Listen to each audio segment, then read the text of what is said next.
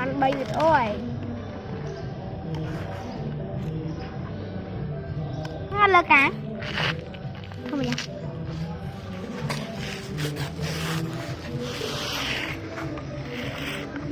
thôi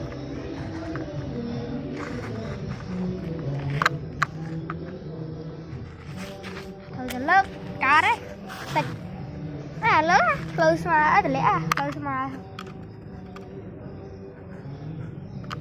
lực tịch ba này lên một phát cái lên một bắt này mọi vết tơ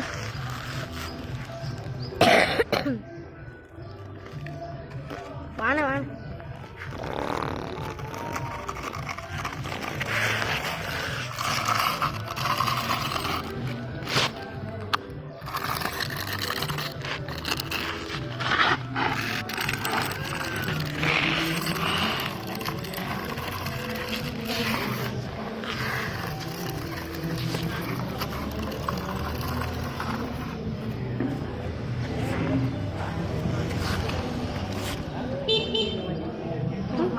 chôm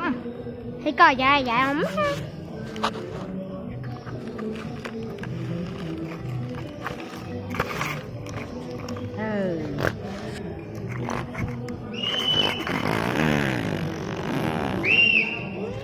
chật la lắm wow vào ngồi chưa đi hoặc lan đi cái này khó rồi con ngập giò hoặc lan này con nghe lá tóc qua lan rồi làm đâu làm không phải làm đâu à bà này ở đó ngay vô mà chích cá đi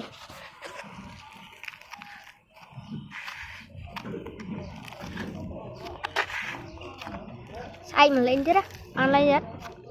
ngay short bay video rồi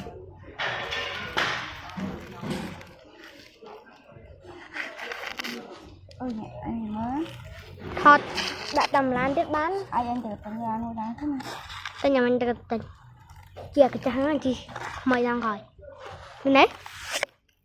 đúng rồi cài nhà nắng tay cài bộ con rồi này các bạn này cài bộ con rồi chia buồn cao từ bây cài tất thọt video ai các bạn này cài copy màu nữa ha kia cài mà copy màu nữa này cài đấy là nó nhìn theo cài của anh hay giờ anh cài bằng thuốc rồi nó đây bằng thuốc à con đại dạ con đại chỉ cho thế đó tụi bùa rồi con lan dập trời dập hết ta ít cho bộ co hot đi bộ co hot chết phân qua lan bái nít tiết bàn